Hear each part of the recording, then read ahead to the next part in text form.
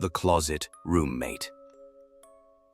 In 2019, a young man named Eli moved into a studio apartment in Austin, Texas. It was small but affordable. After a few months, he noticed odd things: food disappearing, faint smells of cologne, and his closet door slightly ajar when he swore it was shut.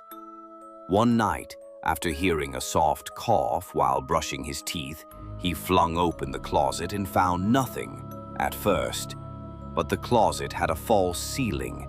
Above it, nestled in the dark crawl space, was a man's sleeping bag, food wrappers, and a phone charger. Eli called the police. They discovered a man had been sneaking in from the attic, living in the narrow gap above his closet. He'd even installed a small mirror to watch Eli from above. The man was arrested and said he just liked the company. Eli moved out within days.